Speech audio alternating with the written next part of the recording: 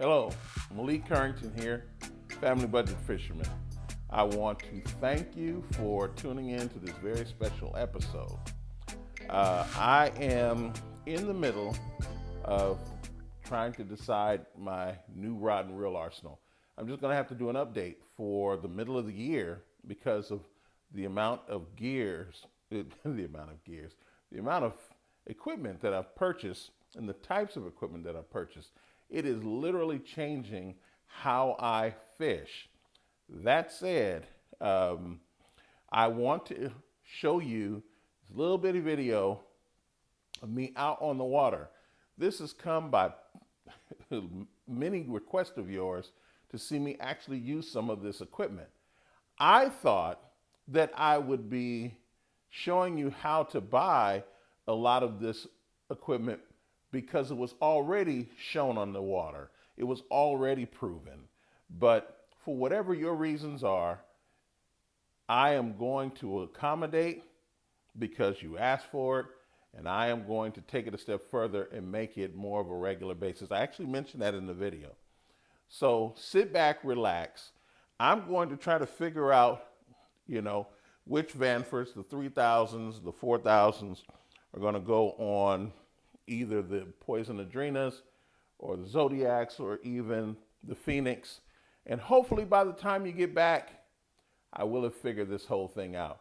But I do want to show you my star of the show was, you'll get a chance to see the results in the video, was this old school bait.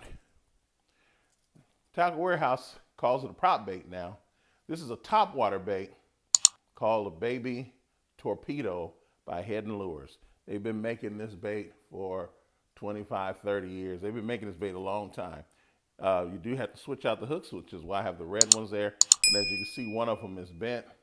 So I'm gonna have to update the hooks on it. But this is a proven bait, and you get a chance to see what this Shimano, this is the discontinued rod, the Shimano with the Creed GT 3000, outfitted with fins 215, and I have a snap on it. I've told you all about it, and I'm going with straight braid. Check it out. Hello, Malik Carrington, Family Budget Fisherman here. As you can see, I am out on location. By popular request, I'm on a small body of water here in Redding, California, and I'm going to do a little bit of junk fishing. I know that there are beds out there right now. I'm probably going to avoid some of those. I probably can't avoid them all. It's not that I don't like bed fishing. I just don't have that much time in case it becomes a tough situation, and I don't want to get sucked in. Everybody knows what happens when you see a fish. You keep trying and trying and trying until you get that fish, and I'm not going to be that guy today. So if I see some, I may do, may cast a few times, but if not, just know that my intention is to get out here and to throw some baits. Now, we got this torpedo. Got it knotted up in the line. There we go. I don't know if you can see right down here is a bed and about a 12-inch bass is sitting right there. He's moving back and forth to this white rock, back and forth here to the white rock, right here to the white rock. I'm not gonna bother with him. He's a little 12-incher, and now if it was his woman, it'd be on, because I'm out here to get they women, all of them. There we go.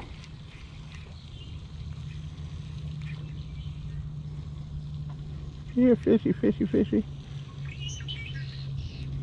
Everybody must have a fish call.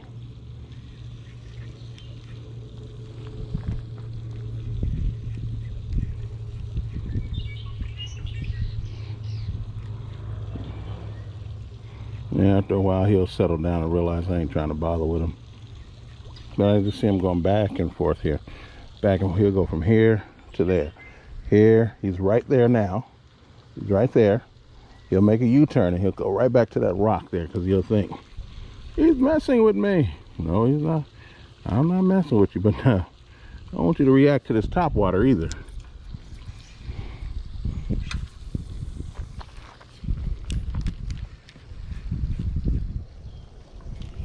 See? He popped it once. Hey, come on back.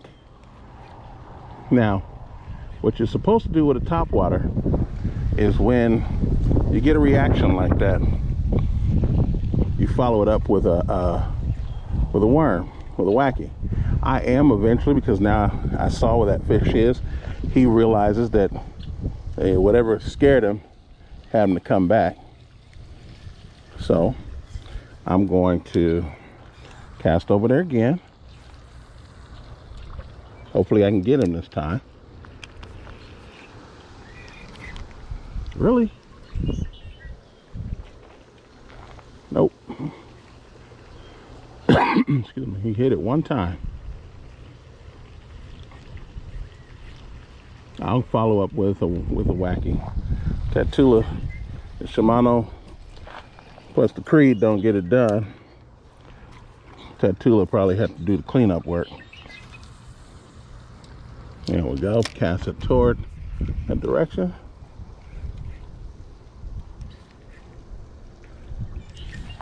Oh, he hit it again. Come on.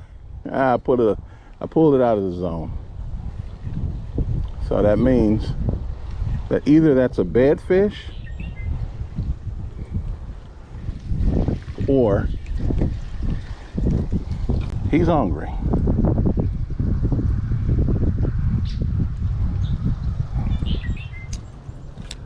I know exactly where he is now. So I'm going to do an overhead cast. I took the leader off of this Shimano so that I can get my topwater in. Oh yeah, I see you. He's causing havoc over there.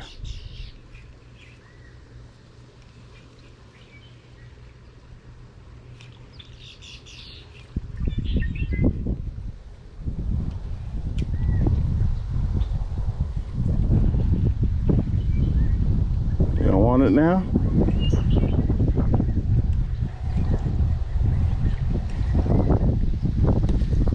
You hit me twice. Do something with it. Let's see if I can. Perfect. And they say people with spinning rods don't have accurate casts.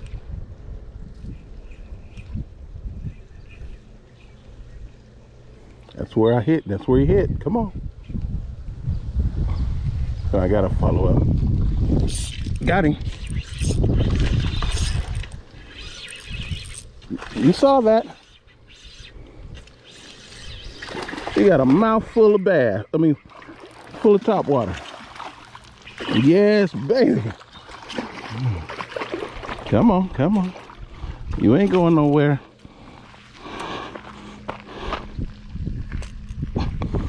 Woohoo! Look at that, baby. Look at that. Look at that bass. Look at that bass. My God. Oh. Well, how do you like the footage? How do you like that way that bass has been playing around in that corner, and she hit me once, she missed, or chose not to go after it? I heard this, that when a fish short strikes, it's not because we did something to destroy the opportunity, but the fish gave up for whatever reason, because there are very few reels that a fish cannot catch the bait that's being reeled, even if you're reeling it at high speed. It's just something that I heard, and I'm taking it for law right now. But I went on and I caught her. You noticed that she bled, and I was really nervous about that. I wanted to hurry up and get her back in the water, so I ran over to the truck. I weighed her. She came in at 4 pounds, 2 ounces, with my little old school scale that I have. And then I rushed her back in the water. Unfortunately, you didn't get a chance to see me put her back in the water, but she did go back in the water, and she did travel safely somewhere near in the direction of where I caught her. I don't know if she went right back. Chances are she did. But I wanted to reassure you that she did go back rather safely. And of course, the best thing to do for fish when you catch them and they bleed heavily like that is to hurry up and get them back in the water. Their chances of survival are much higher. So, having said that, I still have not decided whether this Shimano Zodias gets a 3,000 spool or a 4,000 spool, or whether this Poison Adrena gets a 3,000 or 4,000 spool. I do know for a fact that this Phoenix rod is going to lose this Vanford. This is the Vanford 3000 XG, and I really love this combo, but my fishing style is changing. And if you listen to some of my previous videos, you'll learn that when your fishing style changes, you have to accommodate for that. So the Phoenix rod will either get one of these Abu Garcias, or they will get another Creed GT 3000. More than likely, it'll be the Abu Garcia, and the reason why is just because it's a lighter reel. This Vanford is so light; it's a 6.5 ounce reel, and when you go from 6 ounces to 8 ounces is a big step. I believe this Abu Garcia is a 7 ounce reel, and so going up by half the amount is something that I could probably live with. Let me see. I haven't opened this one up. This one weighs, it's 8.3 ounces. So the Creed GT 3000s are 8.5. So that's minuscule. Well, I guess I'm going to have a heavier rail on that rod. That's still going to be on my top, my starting 5, my black rod sock selection of rods. However, it's going to be more relegated to the lighter baits, like my crappie baits and so forth. But she's still, because she's 7'8", there's no way of moving her to the back of the lineup, but she's going to have to take a backseat to the new, more sensitive rods that are in the starting 5, and everybody moves back. Even though these are medium heavies, even though these two rods here are medium heavies, they're going to be treated as mediums for purpose of rigging. And the reason why is because I want to take advantage of the sensitivity that these rods present themselves. And so when you see me, I'm going to update my rod and reel arsenal, and I'm going to share that with you, what these will represent. So instead of them having the fins 645, I'm going to have the fins 215 on these medium heavies. And the other medium heavies will still have what they have on them, but there are going to be certain things I'm just not going to be throwing on these two rods. And that's fine. What it will do is it will reduce the numbers of rods that I carry out with me. I normally carry between 9 and 11 rods, and it's automatically reduced that probably by 2. I probably will not be carrying more than 7 rods at the moment. But having said that, I'm still going to carry an ample number of rods so that I can do the kind of fishing that I find comfortable. What you saw in the footage, that was just out on the water for the day. But once again, I really appreciate you watching this video, pressing the like button, sharing this video, subscribing to the channel. I do appreciate all that you do. I appreciate the comments, the questions, the answers.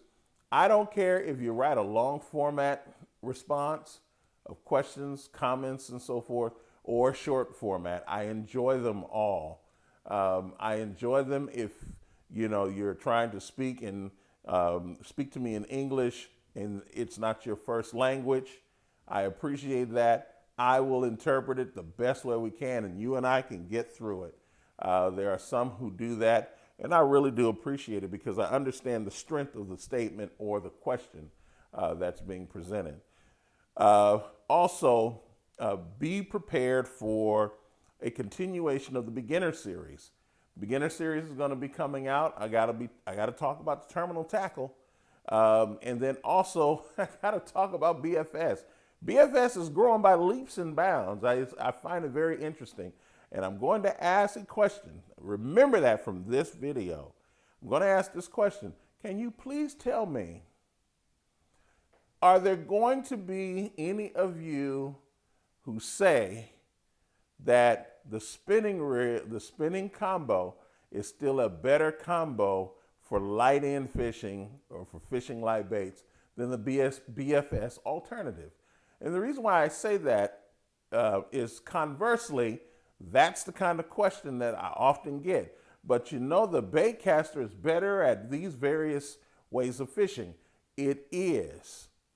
But the spinning reel is better at certain ways of fishing as well.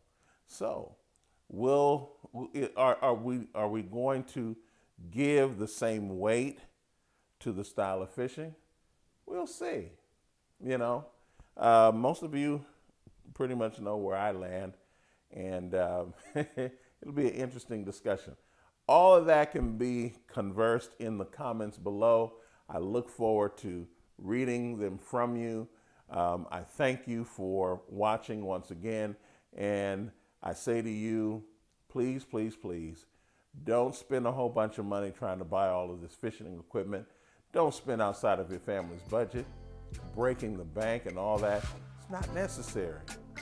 But by the same token, within your family's budget, get the best equipment that you can, get out there and either make or break your personal best. I'll see you in the next video. Have a great one.